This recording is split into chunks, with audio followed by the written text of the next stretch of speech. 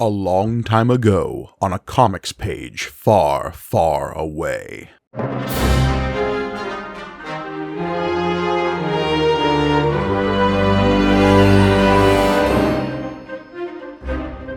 Greetings and welcome to May the Panel Be With You, the Star Wars comic book show brought to you by the Punch Up Entertainment Network. I'm your humble host, Mike Ergoni, and joining me, as always, the captain to my pilot, because no one has names in this issue, it's John Campbell. We don't need no stinking names. Yes, hello everybody. It's time for another fill-in.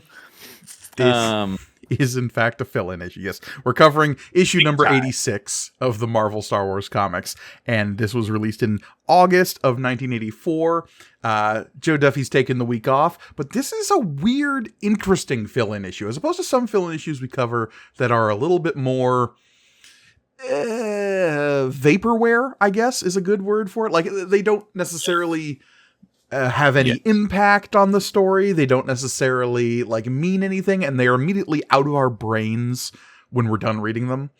Yes. This one is all of those things, but also is a weird cornerstone of Marvel Star Wars comic book history. You specifically related to who wrote it? Yeah, because let's go over the credits here real quick.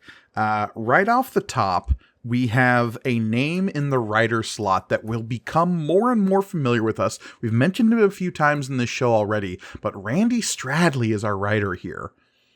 It's a name I haven't heard in a very long time.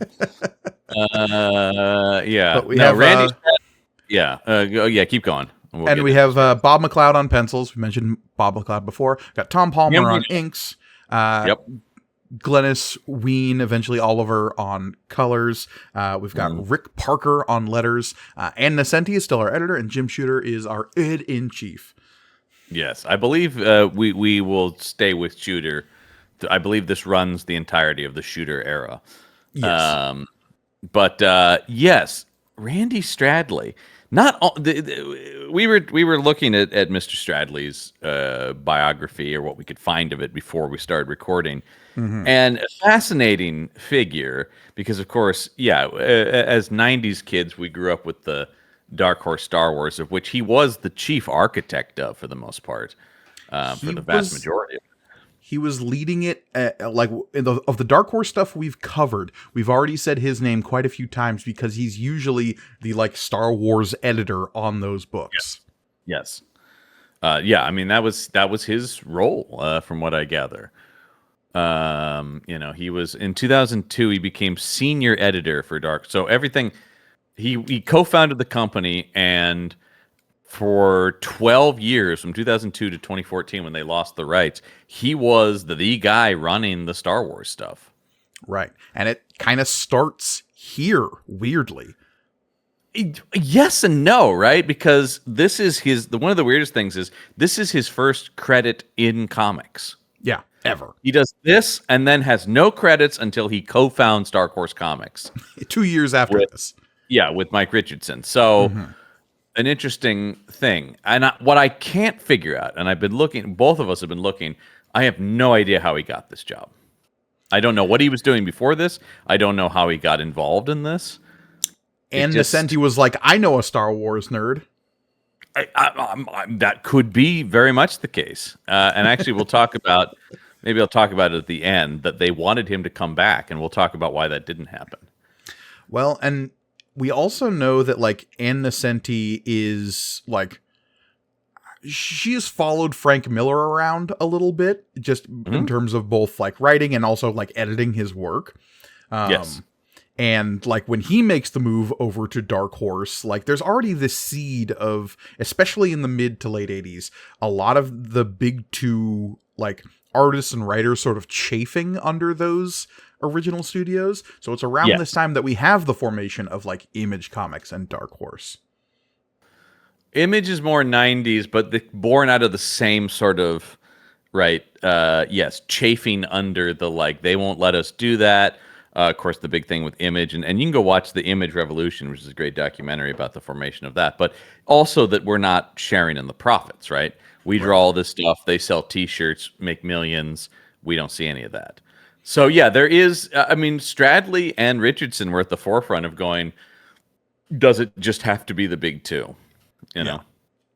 And obviously, the rights to Star Wars specifically wouldn't get over to Dark Horse until 91, I believe, is Dark Empire.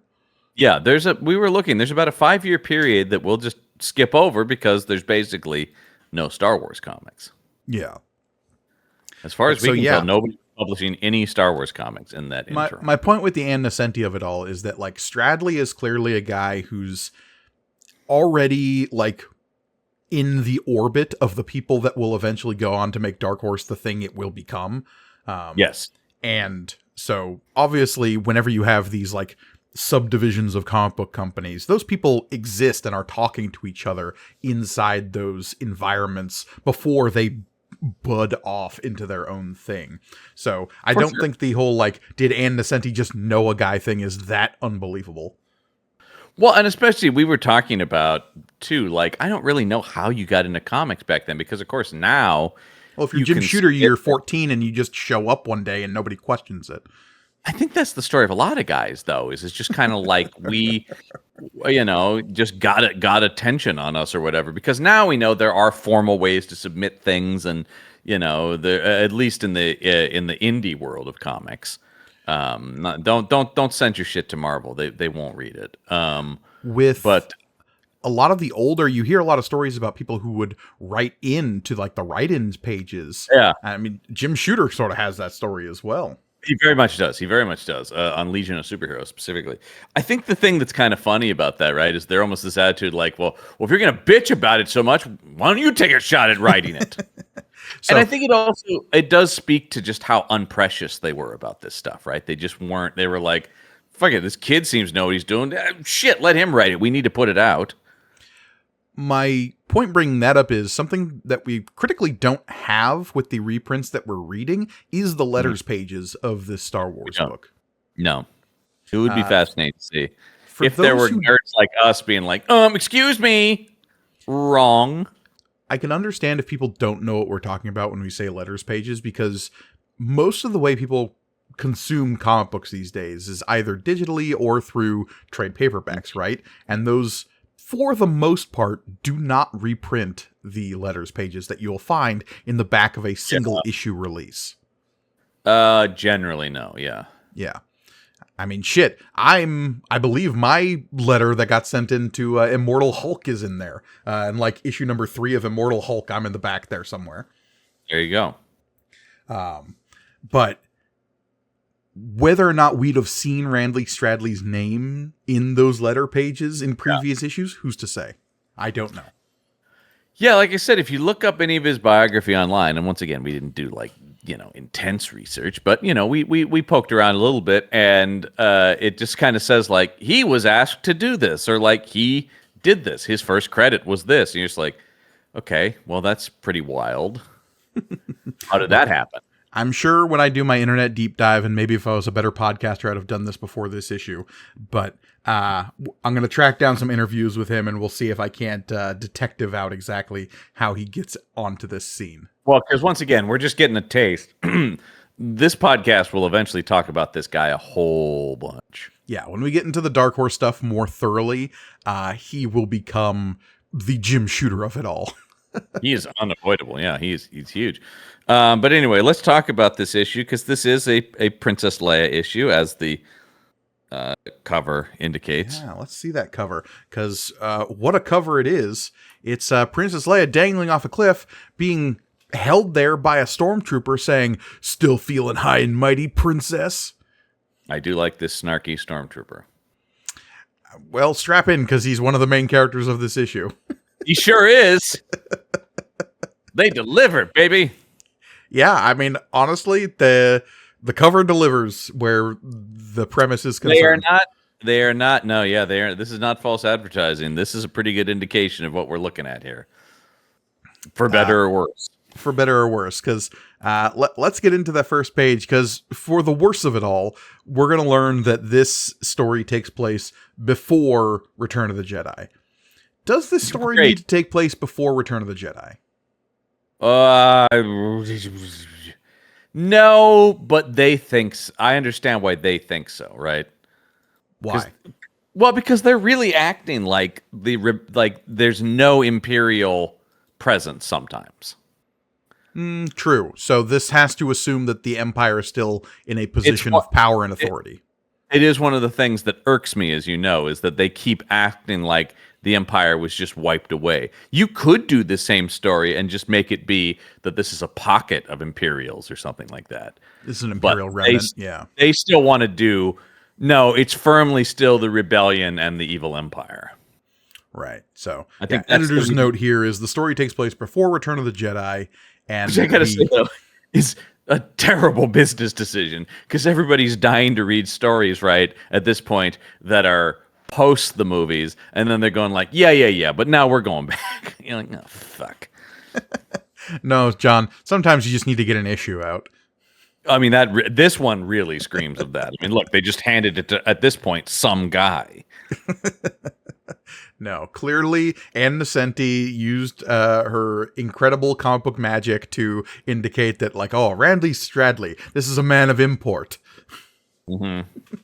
Yes. Oh, this he's going to be big. He's going to be big. I have asked the Oracle, and we have seen the signs. And he is in some ways, but yeah, we'll talk about whether he's an amazing writer per se. Infamous is maybe the better term here. I mean, how much do you love Crimson Empire? You know, I like it enough. It's okay. I mean, I would say that's a perfect example that is super indicative of the Dark Horse mentality. Sure. But anyway, not all rebellions battle against the Empire. Were not fought all with of the rebellion already. Not all of the rebellions battles against the Empire. That's not super easy to say. Not all of the rebellion's battles against the Empire were fought with blasters and mighty fleets of ships. Asterisk. This takes place before Return of the Jedi. Yeah, so there's still a rebellion. But some of the most important battles took place behind the scenes, like this one, in the corridors of a rebel cruiser. I mean, the battle that's going to happen here is in the hearts and minds, not in the corridor of a rebel cruiser. Mm-hmm. I mean, I will say whether or not this is a super important battle, we'll figure out. Yeah. Anyway, Leia's charging down this corridor, and Luke's like, Leia, don't forget your blaster. Yeah. We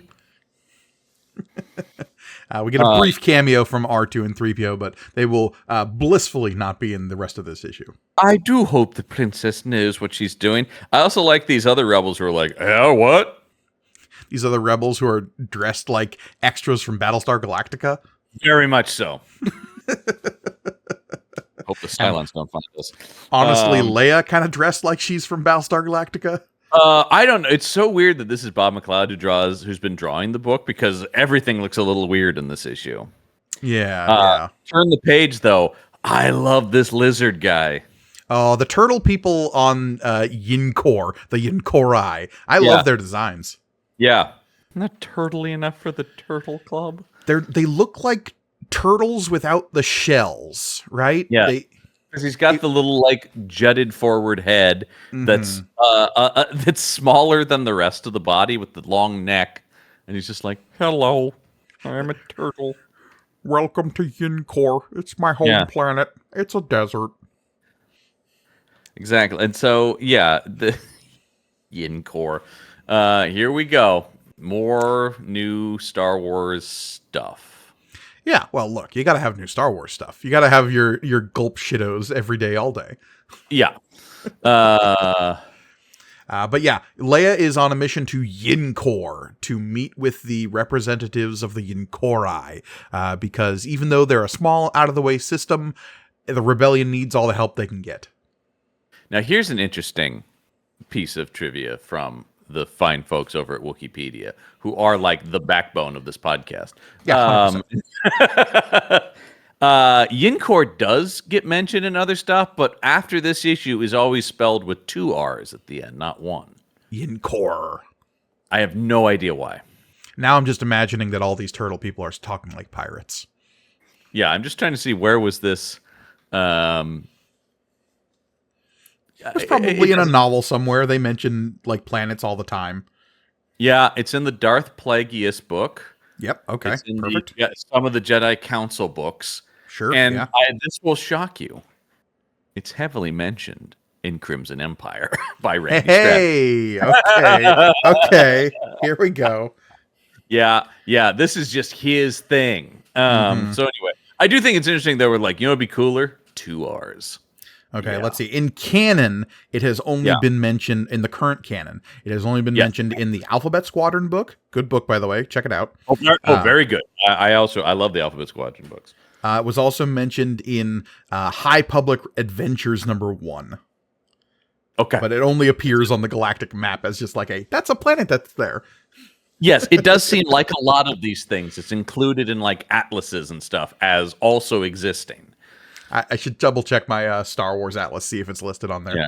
It's in some publications of the Atlas. I don't know if it's in the one you have, but yes, according to Wikipedia once again. So anyway, yeah. Before she leaves, though, Luke is like, hey, just in case, I know it's probably going to be fine. They're a bunch of turtle guys. How dangerous can they be? Here, take this emergency beacon, just in case. We know that there's a lot of Imperial activity in that sector. Just, why don't you just tuck that into your glove? And Leia's like, fine, but I wish Luke wasn't treating me like a child. I am a princess, after all. Yeah, but it does seem incredibly stupid because she's such a high-level leader of the rebellion to send her alone on a mission. She's not alone. She's got all these turtle guys with her. Yeah, we really can trust them. I don't know. I mean, how well do we know the Yinkori? We know that they're turtle guys and that they're about to have their world kind of ruined by the Empire.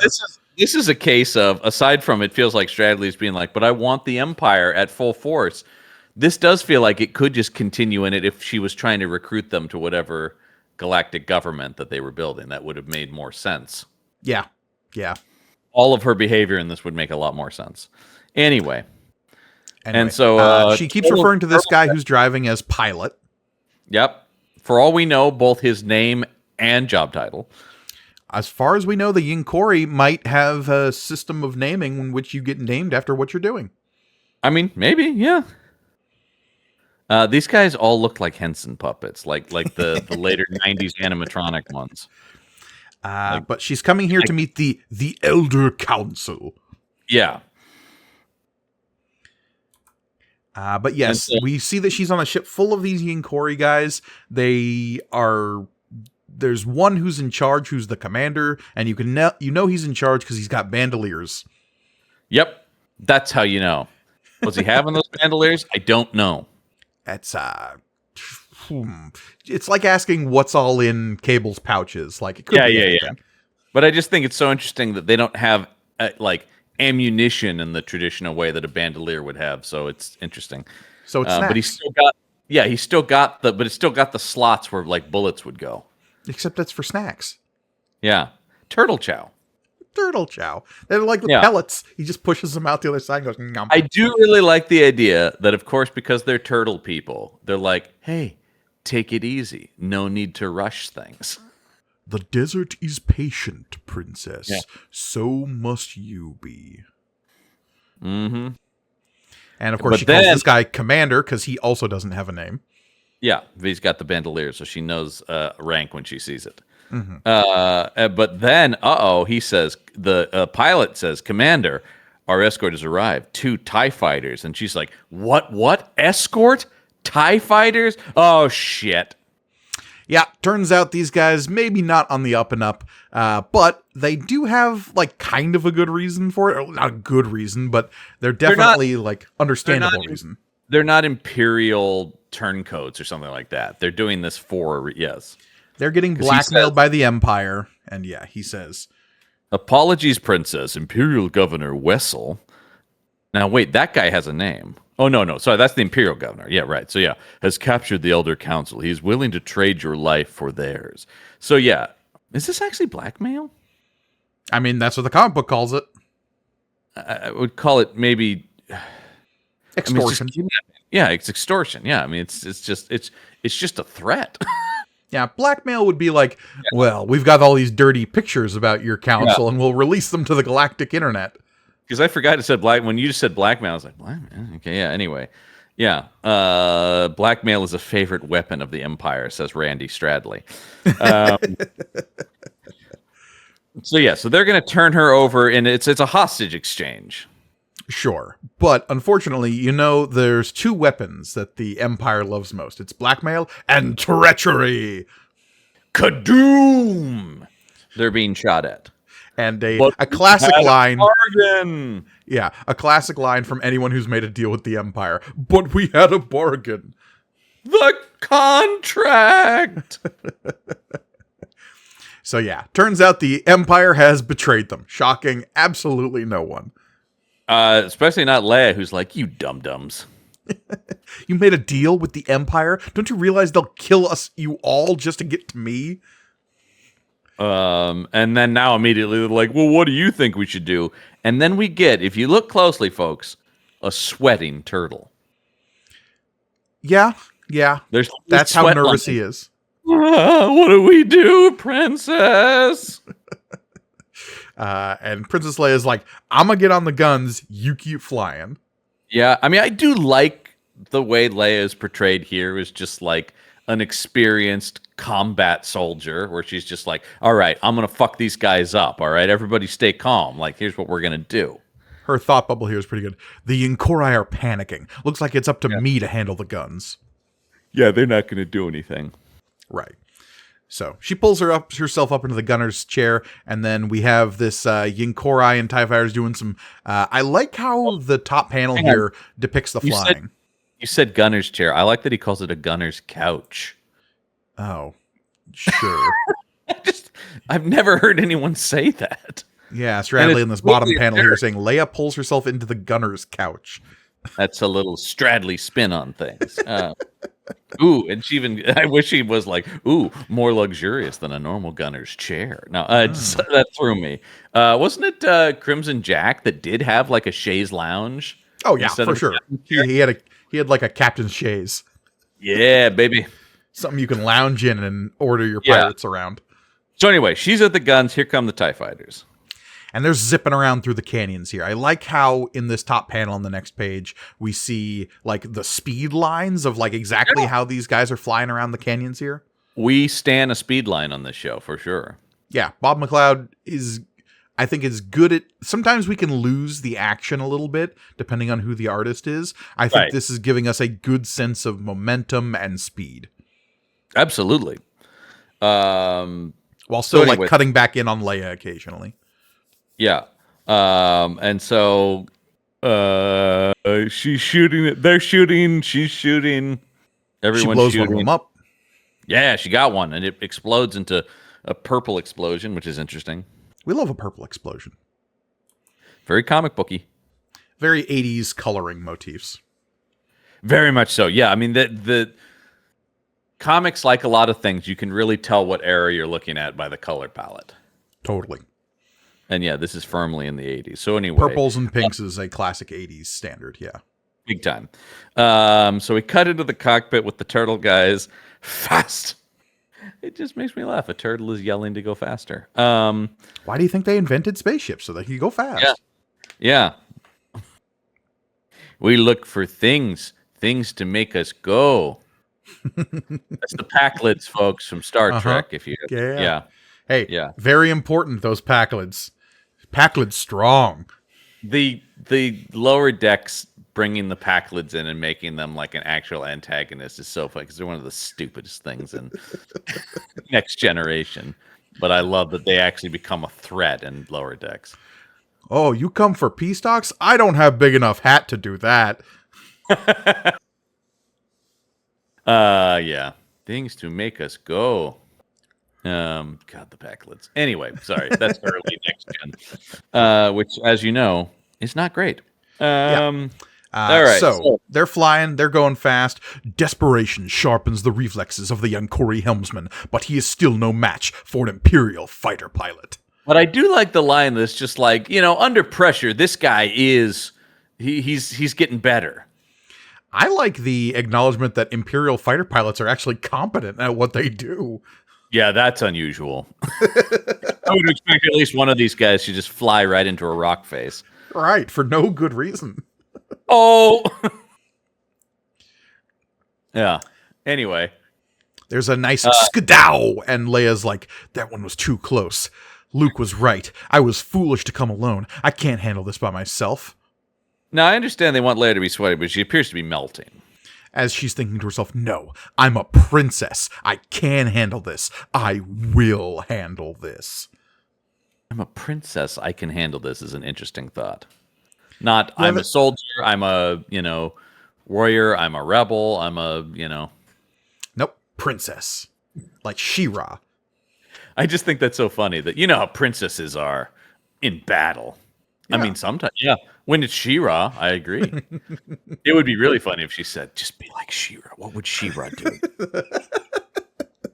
I think we should all be asking ourselves, what would She-Ra do? I do ask, yeah. What would the Princess of Power do right now?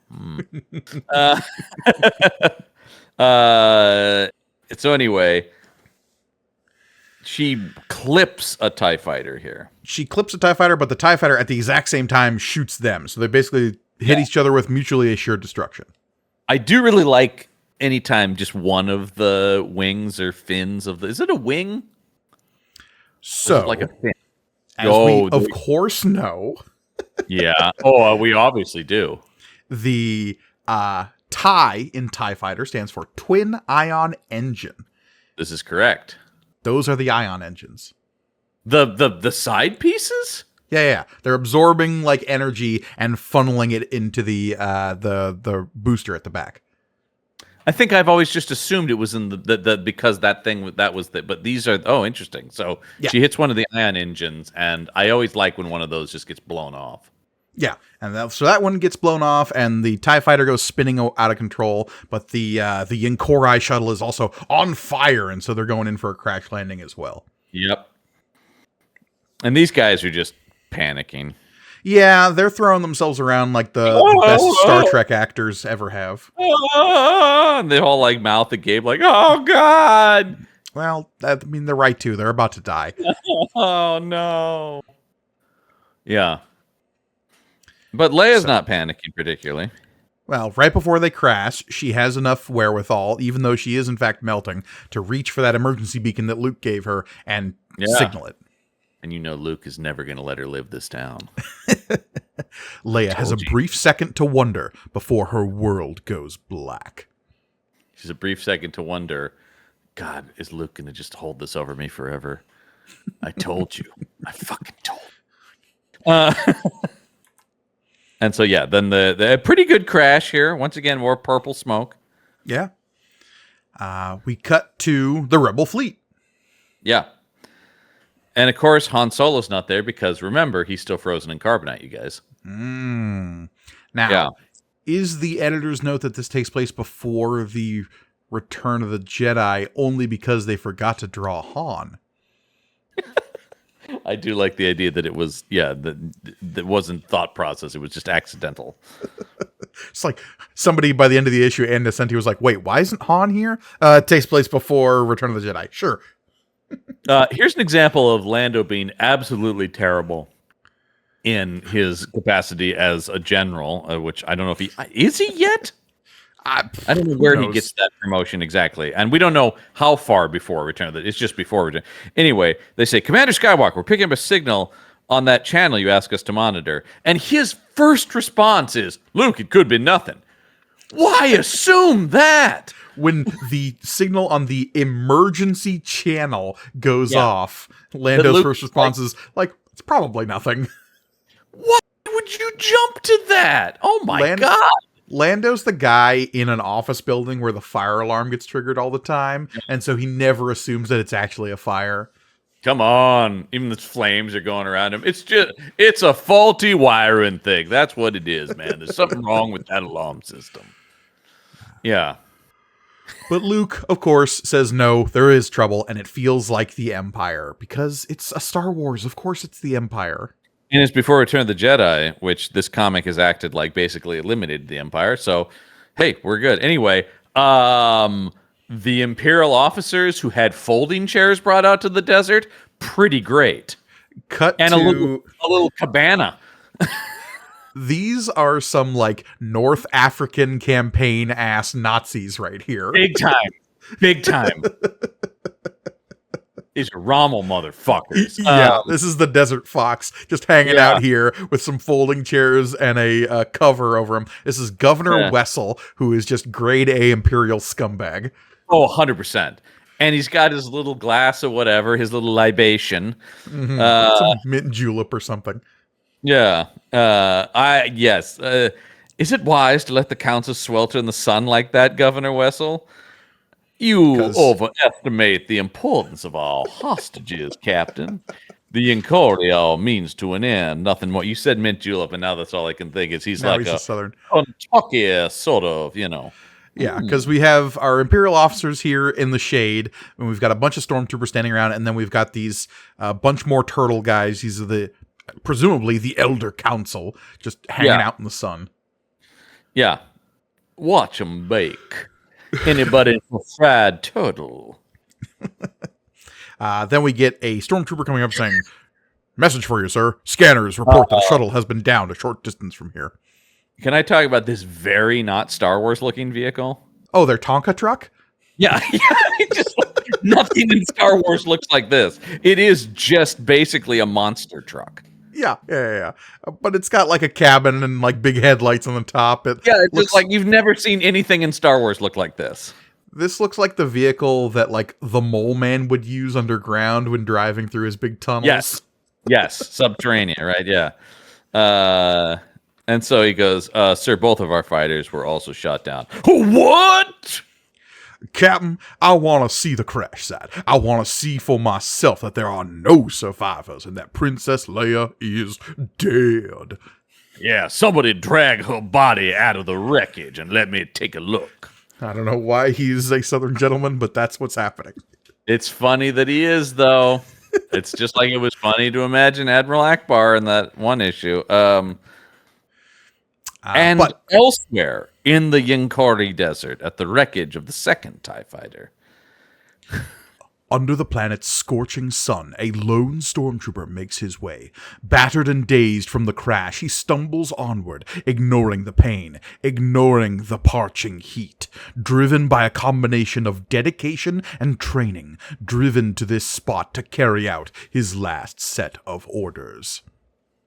I mean, this guy is a true believer in the Empire. Yeah, as we'll come to find out, but we have this single surviving stormtrooper. Weird that it's a stormtrooper and not a TIE fighter uniform. Yeah, that doesn't make a whole lot of sense, does it? No. I mean, insofar as could a stormtrooper drive a TIE fighter? Sure. But we've seen at this point all three movies, and we know that even as of the first movie, we had a distinct pilot uniform for guys. The TIE pilots have a distinct outfit that's pretty cool because it's all black. They got the black, they got the tubes coming out of their mask and the little rebreather set up, And there's 100% no reason that couldn't be the case here. Yeah, no. Other than just what you can get the toys of is the Stormtrooper. Yeah, it's the iconography. Although there were plenty of TIE pilot toys. Sure, because they were sold separately from the TIE fighter. Yeah. They made that very clear. And then my dad would see the commercial and go, bastards. Because he knew he had to buy more toys then. All right. Orders command him to kill all those on board the shuttle. But it's fine, he's just now beginning to question. Which it says as it reveals that he discovers Princess Leia trapped in this shuttle crash. All the Yinkori are dead, but Princess Leia is bleeding and battered and trapped inside the wreckage here as the Stormtrooper approaches. Mm-hmm. Why is he suddenly questioning his orders? Well, we're going to find out. Yes, that's the question. Because as soon as Leia is coming to, she comes to the image of this Stormtrooper with a big rod that he's about to prod down at her. And she goes, "Oh!" I like Leia here because she's just like, wouldn't it just be faster to shoot me? Do you need to practice torture? Yeah. That's good. That's very much the aren't you a little short for a stormtrooper, Yeah. attitude of Leia. But this guy's like, hey, still acting like a princess, huh? I just figured after what happened to Alderaan, you'd have dropped that routine. I guess not. Hold still, I'm trying to free you. Remember how my people destroyed your entire world? And we get this reveal here, though, that Leia's just like, how do you know who I am? And it's like, Leia, you're the most famous terrorist in the Empire. Everyone would know who you are. That's not the shocking part here. This is interesting. This guy was a servant of the royalty of Alderaan.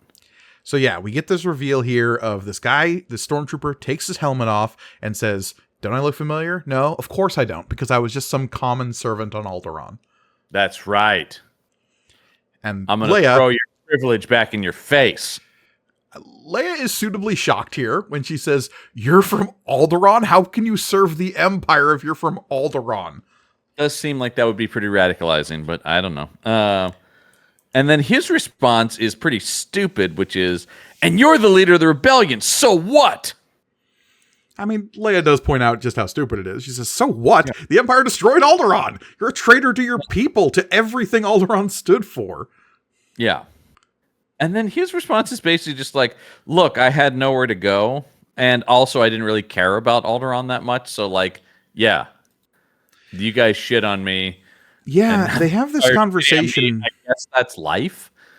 Well, he has this conversation with her. It's just like, from his point of view, he was of the like common folk of Alderaan. To him, it was just like another world where he was struggling to survive. And what the Empire gave him was like 3 square meals a day, training, stability, an actual life, something he would have never gotten on Alderaan. Yeah, he's making some valid points. Maybe the Empire were the good guys. Well, let's not go crazy. No, this guy's really opening my mind. But this is an interesting bit for this comic to pursue, and it's not something we've really seen from this book at all in terms of just like, besides for that one annual where that like guy on that planet got radicalized in the third Star Wars annual that we covered. Was weird. Yeah, and that was poorly done, of course. Yeah, but this is a little bit more understandable of just like, one planet's is basically the same as another to me. The Empire gave me stability and a life. Alderaan never gave me anything. And so, like, it sucks that it was destroyed. I was just following orders. But, like, I don't owe my life and my, like, what I do for existing to this planet that it was just like a hunk of rock. Right. But all of this conversation would be cut short because monsters are about to roll up. Well, because, the Yinkori call them the Rolk Magir, the Horned Death, John. No one prepared anyone for this. No one is prepared for the Rolk Magir. Normally night feeders, they were roused by the sound of the shuttle's crash. I like the idea of they were asleep, they heard something, and then they thought, I could eat. The distracted bipeds look to be easy prey.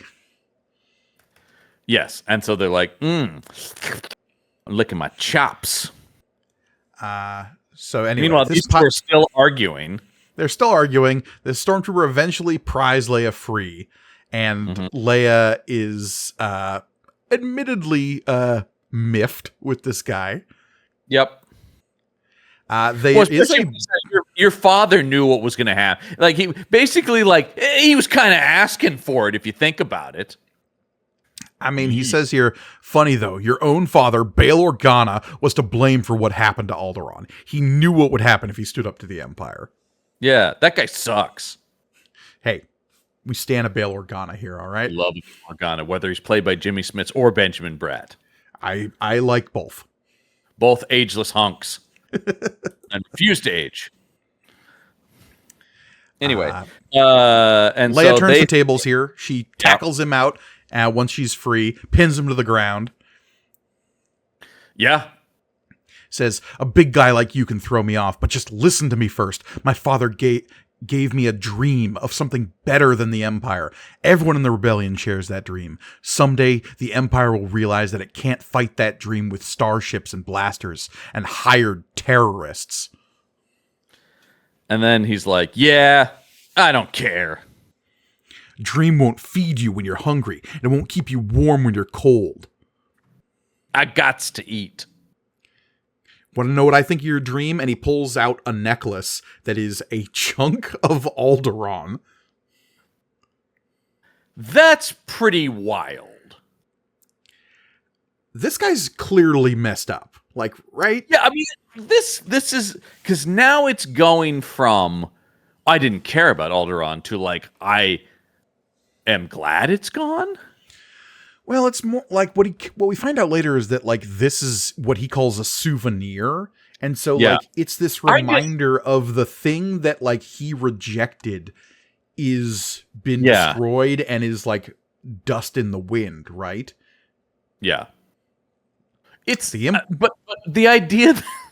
The idea that anyone was collecting pieces of it as they were floating in space is kind of weird to imagine. Oh, come on, John. The people who sell, like, bricks and remains of the Twin Towers after, like, 9/11, shit happened. To be fair, though, you can go and just grab that. And you could just show up to Alderaan and just scoop it up with, like, a fucking space vacuum cleaner. I get...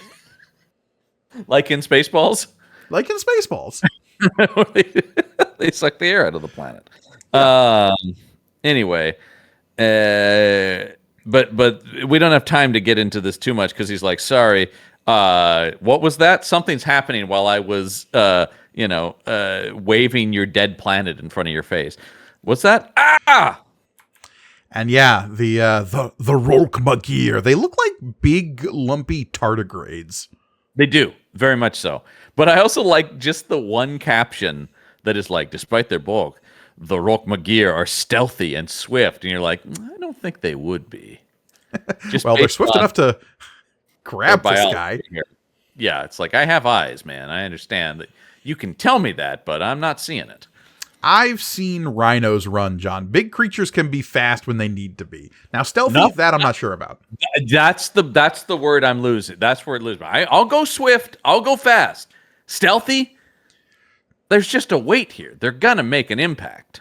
Yeah. Anyway, it grabs the Stormtrooper and starts waving him around like a dog toy. Which is pretty great. I do really enjoy that. I like seeing Stormtroopers get messed up.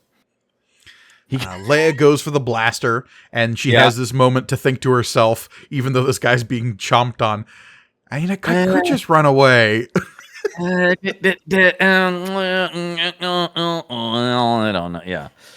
He is only a Stormtrooper, but he is from Alderaan, but he's also, once again, taunting me with the destruction of it. So I would say fuck this guy, if it's up to me. But also, he saved her life. Because if she'd still been trapped in there when these things showed up... Well, that's ultimately what she comes to. Because she's... the drawing of this thing's face just getting blasted. With an Uart. And the Stormtrooper guy lands with an oof. Yeah. And the shot didn't stop it, though, so they gotta run. That didn't stop it. It looked like it blew up his face, but all right, whatever. And then he's running away. Don't ditch that helmet, though. He'll need that. Well, hey, that's very important. Yeah, that's Imperial property. They'll charge me for that. Oh, yeah. And so anyway, now we're flying the Millennium Falcon to the planet. Is the planet's called Yinkor, yeah. And Yinkori. Luke, Lando, and Chewie are showing up, and they're like, okay, we're followed Leia's signal here, but also a bunch of Imperial transmissions in that area. We got to be careful. And Luke is just like, yeah, but whatever. I mean, that's Luke. That's some good Luke right there. At least he's not like, I'm going to murder. Like he's been in this comic before. Sure. No, his response is, Imperials never stopped us before, right, Chewie? I can't wait to spill Imperial blood. Oh, baby, yeah. Honestly, like, that comic book Luke, like, bloodthirsty Luke, makes a certain amount of sense when you realize this is a kid who saw the charred remains of the people who raised him in a burnt out husk of his childhood home. It does. It's just there's no evidence of that in the movies these are based on. That's the only thing. It's inconsistent with if this is supposed to be additive to the movie. You're like, oh, so he just had moments where he was like, I'm gonna kill everybody. Oh god, I'm gonna do it. Anyway, back on the surface, Governor Wessel's in his monster truck, trudging through the desert, just rolling around. But the Imperials confirm that, like, okay, they've got signals coming from the pilot of the crashed TIE fighter. Yeah. We've got rebel signals coming from some kind of area. So they are picking up Leia's distress call. That can only be Princess Leia's signal to her rebel friends. But they also know that both signals are heading towards them. The chin on this guy, when you get this close-up of Wessel. He has got a chin that could, like, pierce the hull of a Star Destroyer. Yeah. Even Jay Leno's like, that's a lot of chin. Stop here. Deploy the troops. Let them come to us. Yeah. Oh, just like we did back on the plantations. Yeah, and he's got some crazy Dune eyebrows here in this last panel. Big time. Big time. There's some Dune energy in this whole thing. I mean, I would say that when I say Dune eyebrows, I am of course referring to the eyebrows of quite a few characters in the David Lynch 1980s version of Dune. Time. Big time. For those who do not know. Because I know now that I now have to make a distinction. There are 2 Dunes, yes. 3 technically, I guess, but people don't really talk about the miniseries that much. I talk about the miniseries. I know you do.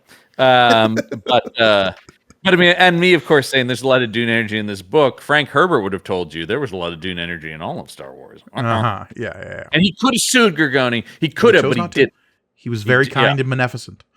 But I just love the idea that, like, it's almost funnier that he was just like, but let it be known, I could have, and Lucas would have gone down. Like, I just like the idea about, like, I won't, but it's almost cooler that I'm just going to sit here and go, yeah, but I would have.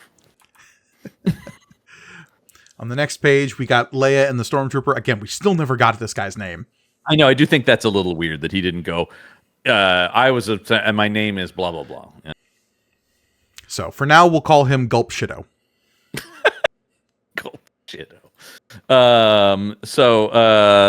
Anyway, they come to the edge of this cliff there, and he's like, we can go down to that ledge. Because Leia's still just shooting at this thing to keep it back. And it's barely doing anything. Yeah. But they got to go. He's like, after you. And Leia's like, yeah, I don't think so. I still got the gun. You go first. I do think Leia is written well in this, even if I think the story is a little forced or doesn't quite work. I do think he has the character of Leia, right? Where he says, I'll follow you. And she says, no, you first, and points the blaster at him. That's cool. That's very Leia. And then he says, okay, princess, you're the boss for now. Yeah. And it's a pretty far drop to the ledge below. Which is pretty impressive considering this guy already had his leg nommed on by these giant space monsters. I do want to talk about, though, I'm not sure the physics of these 2 panels back to back make a lot of sense. Okay, so on this next page, we have this guy landing down this ledge as the monsters are threatening. Leia jumps down after him. She then lands on the farther side in front of him, right? It seems like she's gonna actually land closer to the side of him, right? I think it's mostly just a change of perspective. Could be. If the camera is at, like, say if we're looking at the cliff and, like, in that first panel it's 12 o'clock, I think we're moving to, like, a 2 o'clock point of view when we cut to this next panel. Because she hits the ledge just like he does, but her chunk of the ledge crumbles away beneath her. Yeah, it's still a strange visual storytelling, like continuity of motion thing, though. But I think you're right. But it makes enough sense because then she. I follow what's happening, but yeah. Yeah. We get the bit from the cover where now this pilot has to grab her and say, like, hey, come on, just hand me the gun. Yeah. You toss me the idol, I toss you the whip. Besides, I owe you one from saving me from the monster. But I owe you one for saving me from the ship. So say you're heavier than you look. Hilarious. Oh, Stradley. We didn't have to get a weight thing in. We really didn't. And also, Carrie Fisher was a tiny little lady. Yeah. So he pulls her up. He says, "Whew, we make a pretty good team, don't we, princess? But I still hate you and your old planet, and I'm glad it's gone." He takes off his helmet, and they have a bit of a tete-a-tete here, where she finally gets to be like, why the hell are you wearing a piece of Alderaan around your neck? Also, when he says that I bought it from a trader on Tatooine, that ain't a piece of Alderaan. That's a desert rock. Watto is just like, it's Alderaan, sure. It's Alderaan, it is. Surely it is. I like that. It would be Watto. And then she's like, it's a symbol of the murder of millions of innocent people. And this is where he gets into the, like, I wasn't responsible for that. I didn't give the order to blow up Alderaan. Right. But she's like, but you're wearing the uniform. All valid. I think this is an incredibly prescient series of panels for our current situation in the United States of America. It's something that doesn't come up a lot in Star Wars, though, which is just like, hey, man, I just work here. It comes up a little bit here and there, but there's also this, like, I was just following orders thing. Yeah, because there is the thing where it's sort of like, but it's like, it's like, hey, I didn't blow up Alderaan. It's like, yeah, but you're taking money from the people who did, which is sort of makes you, like, quietly, involved on some level. I mean, Leia lays it out right here. You wear the Empire's uniform, you take the Empire's money, you enforce their policies, but you're not responsible for any of it. Yeah. Who shot down the shuttle? Who killed all the Inquiri? Who tried to kill me? Yeah. You got it. Yeah. Mm-hmm. And he says, I didn't know you're on board. I was just following orders. I'm just a soldier. Yeah. And you're like, yeah, but you can't play dumb, right? Like, you know what the policies of this regime are. Right. And then it's just like, are you saying you wouldn't have fired those shots if you knew I was on board? And he doesn't really have an answer for that. Yeah. I mean, look, Leia's calling him on his shit, and it's working. Yeah. And she finally says, like, hey, you could always join the rebellion. You could try to make the world better, at least a little bit. And his point is just like, that's pretty risky. And if the rebellion fails, am I supposed to give up everything I have now for a dream that might never come true? It's an interesting thing, and it's something I think about a lot from Ken Burns' Civil War. And of course, I'm, an old man who watches war documentaries. But it is something to think about where it's something he points out that you never think about in that case. And I think it's here too. Because he's trying to argue this, even though he has chosen a side. But so many they talk about, like, in our vision, everyone was either a Confederate or a Union soldier. Mm-hmm. But most people were just like, God, I hope this wraps up so I can keep running my shop, right? Like, I don't really have a dog in this fight. I would just like them to stop blowing stuff up. If the war comes here, my farm is fucked. Right. Like, there are a lot of, that's sort of the thing, right? It's sort of this thing about, like, I actually don't really care one way or another about what they're fighting over. I just don't want this to burn my house down. And so he's trying to argue that kind of thing. But her point is, no, but you've chosen the wrong side. Because he's just like, hey, man, stability. Yeah, it sucks. But what am I supposed to do to join you? You guys might not make it work. So, but it's like, but you don't just have a job, man. Right. You're actively helping one side. Mm-hmm. So you're making the rebellion harder to achieve. So it's sort of a catch-22 there. His argument would have a little bit more salience if he was just like some backwater mercenary on this planet and not literally a stormtrooper. Right. It's like you're actually perpetuating the war. It's not the people who want to stay out of it, like the fish people. Yeah.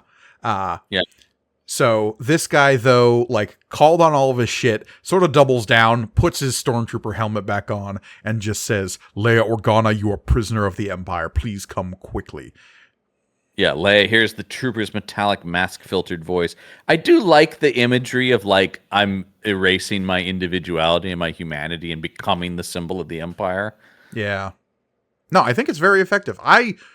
Hands down, like, just before we get to the end of it, I really like this story for what it was. It is a, like, note of, like, seriousness and, like, actually contemplating the logic of the Star Wars in an era where we didn't get a lot of that.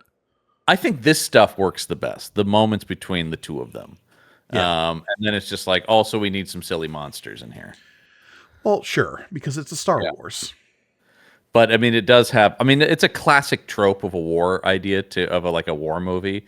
The idea of the two enemies stranded together. There's a great movie called Hell in the Pacific with Lee Marvin and Toshiro Mifune, where they're an American and Japanese soldier and they're trapped together on a deserted island. Great film.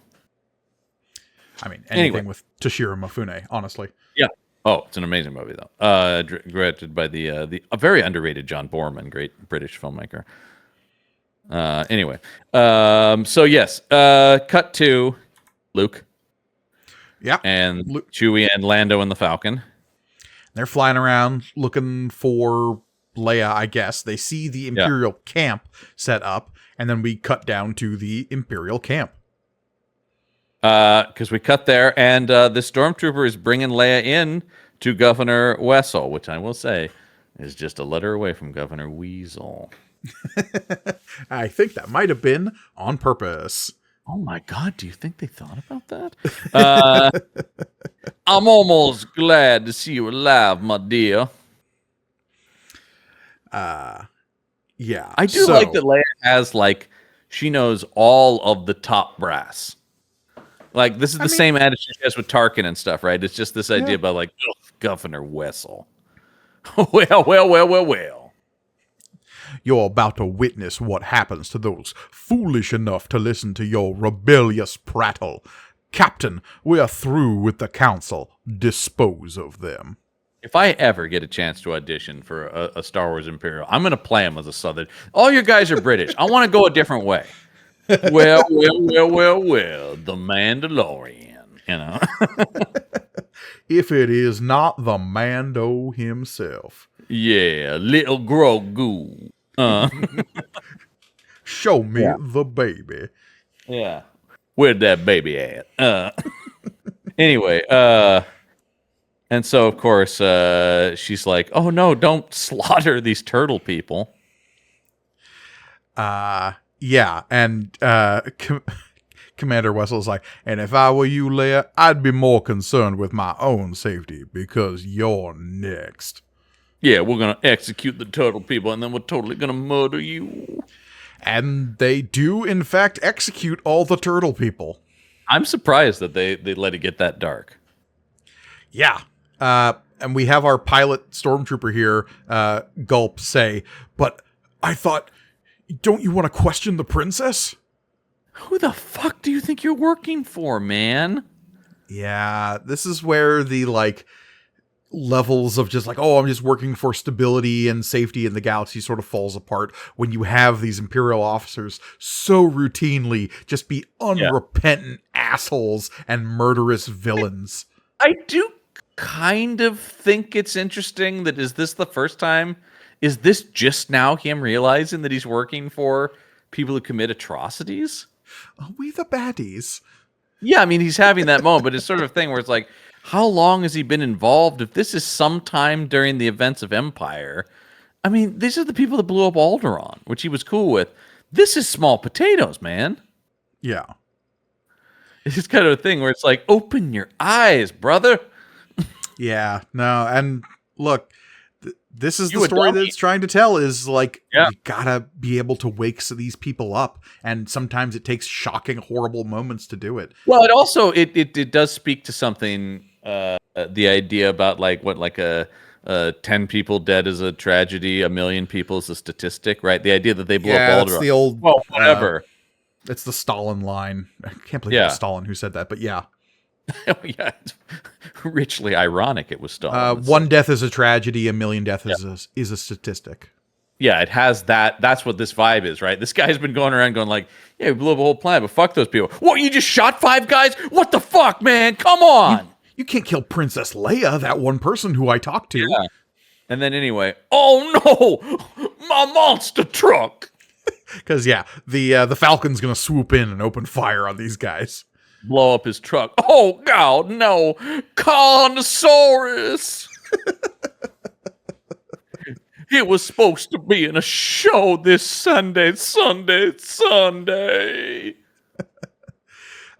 So Luke's like, come on, Leia, we got to get out of here. And Leia's like, hey, my beacon worked.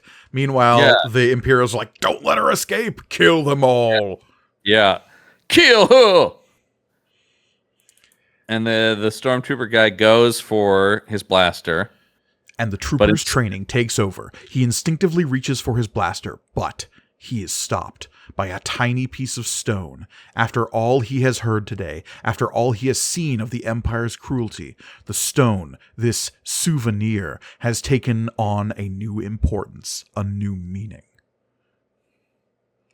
Okay. Sometimes all it takes is a symbol, John. Yeah. But Wessel's grabbed his blaster, and he says, you'll die, Leia. Even I have to kill you myself. Zap. Oh, no.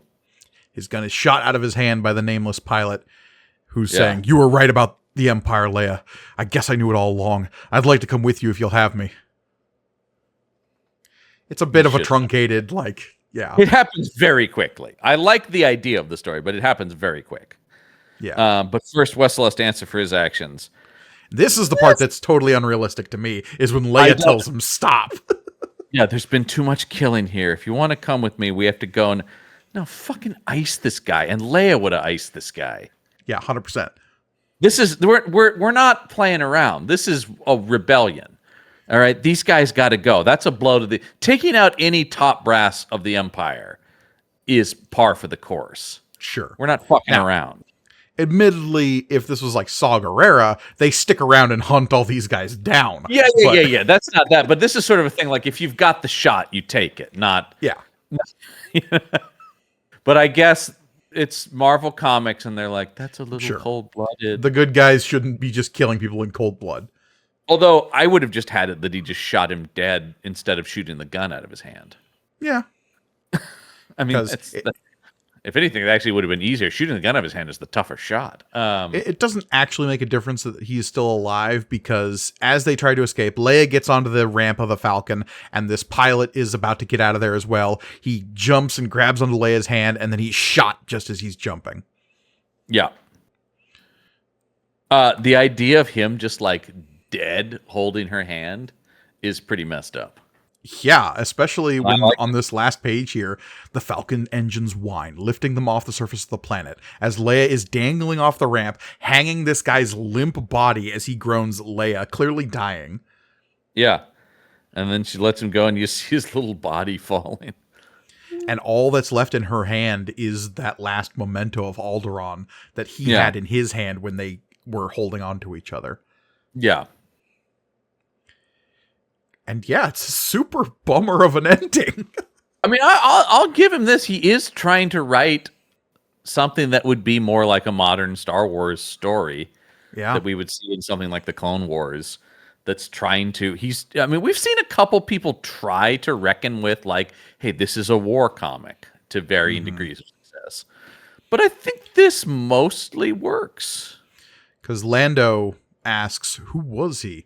And the captioning says, Leia cannot answer. She can only show them the stone, her last link with her past, with her home, her last link with a young man whose name she'll never know, a young man who gave up everything, including his life, so that her dream could live. Little did she know, it just rock from Tatooine Desert. All right, Watto, get back to your junk shop. Little Annie? Oh no, little Annie, put the lightsaber down. No. There was a newer Vader comic that had like a fantasy sequence where he came back and killed Watto. I say fuck it. I say go for it. Do it, man. Yeah, but like episode 2 definitely implies that like Watto has like an ignominious end as like a pawn shop on the side of the street. He is a real sad figure in episode 2. Yeah. He's like older and fatter and like, is it little Lenny? Yeah. Like he doesn't even have a shop. He just has like a stall on the side of the street. Not so good for Watto these days. But yeah, that is the end of this issue. Randy Stradley coming in for his first Star Wars story. Definitely not his last. Story, too, Yeah. which is wild. Yeah. Here's my piece of trivia. He was asked to do a second one after this. Here it is. Later one. After this comic, Stradley was asked to write another story by editor Ann Nesenti, but she wanted to involve the Hoojibs. Stradley found it difficult to write an exciting story about telepathic bunnies, so this was his first and last job for Marvel. I actually respect that, where it's just like, yeah, I'm not vibing with them. I agree. I am no fan of the Hoojibs, as listeners of this show know. Yeah, spoiler alert, after we're done with the Marvel comics, we're not going to see any more of the Hoojibs. No, because they raise a lot of questions. They're very silly. Like, you thought the Ewoks were goofy. You'll take back everything you ever said about the Ewoks once you see the Hoojibs. I mean, that's another thing, too, that hurt them, right? Is they basically got replaced by the Ewoks. Mm-hmm. It's like, it's wild that Marvel introduces this, like, cute little animal faction that joins the rebellion before the Ewoks. Right. And then it's kind of like, oh, we have no need for them. And then weirdly, we talked about in the post Return of the Jedi issues, they've kind of like almost accidentally merged them. I mean, we got to get more into it, but yeah. It's a weird thing where it's almost just like, oh, now we're sort of writing them interchangeably. And you're like, that's even weirder. Not quite interchangeably, but definitely like, do we need some kind of like background comedy beat? Well, it can either involve the Hoojibs or the Ewoks. Yeah, I guess that's the thing. Or like the idea about like, it makes it seem like all the Hoojibs now live on Endor, or at least a good chunk of them. Tough to say. We've only seen them like twice. It's very weird. But I will say, you can feel even the non-Randy Stradley writers being like, what do we do with these things? We made a big deal about them. Look, we're going to forget all about them soon because we're going to have to deal so much more with the Zeltrons, John. You remember the Zeltrons and how we love them so much? But I hate the Zeltrons. I'll take the Hoojibs over the Zeltrons. Well, that's on you, I guess. Oh, my God. Anyway, Joe Duffy's back next week, everybody. Joe Duffy's back next week. It's still active after all these years. Still active after all these years. But don't worry, because our favorite characters, Rick Duell and Danny, are going to be back next week, too. God damn it. Just the worst. No, Rick Duell is the best. What, just dirtbag Han Solo? Hell yeah. It's just like, what if Han Solo, but having no conscience? Finally. What if Dash Rendar had way less pouches? Yeah. It is kind of 80s Dash Rendar, right? Like, Dash Rendar is such a 90s. What did I just see where somebody's going, hey, is that Dash Rendar's ship? I can't remember. I mean, I'm pretty sure there is Dash Rendar's ship in the final, like, all the ships show up thing in Rise of Skywalker. But I can't remember. Was it the thing for the new game? Somebody thought they clocked Dash Rendar's ship somewhere. No, I can't remember what it was. And I was just like, please. Galactic Racer? Maybe. I can't remember what it was. Man, that would actually rule if he showed up in Galactic Racer. I also saw that. Write in below and let me know if you also saw somebody talking about that they thought they clocked Dash Rendar's ship somewhere. I don't know. There's so much Star Wars stuff. And there's so many theories and everybody's spotting Easter eggs left and right, you know. Mm-hmm. Yeah, I don't think Dash Rendar is showing up in the Fate of the Old Republic. I'll say that much. Joke will be on you when he's the main character. How? He's older than he looks. Turns out Dash Rendar is an immortal. great skincare routine. But if you want more from us, you can head over to our Patreon page, which is patreon.com/punchupent. That's punchupent. You get cool exclusive bonus content as well as help out all the shows on the Punch Up Entertainment Network. Your support is greatly appreciated. And head over there and check that out. Once again, that's patreon.com/punchupent. Where else can people check us out, Grioni?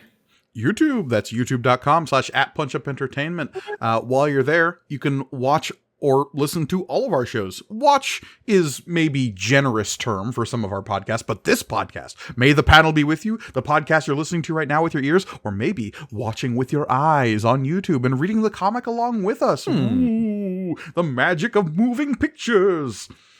Yes, you can read the comic along with us. It is the ideal way to engage with this show. We say. Yeah. But engage with it however you say. Yeah. But while you're there, please like, comment, subscribe. All those things really help us out. Ring that bell for notifications. You'll be getting one of those notifications for new content from Punch Up Entertainment every day of the week. Well, weekdays, I should say. I think we take the weekends off for the most part. Not now. Oh, what? Now we have our YouTube reaction series. A YouTube reaction series, John.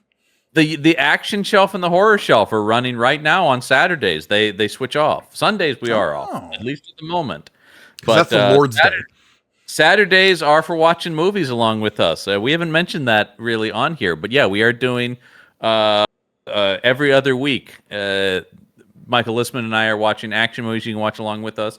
And then on the off weeks of the action shelf is the horror shelf with myself and Kenzie Campbell, my sister, watching through different horror movies. And you can watch it. And that's something that's cool. It's on our Patreon. You can watch the whole movie with us if you want.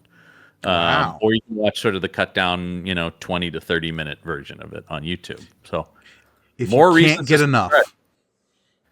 Why would you? It's never enough. I'm not tired of us. So why would you be? Anyway, there you go, folks. I think that is going to do it for us this week. As always, I have been Mike Gergoni. I'm John Campbell. And remember, may the panel be with you.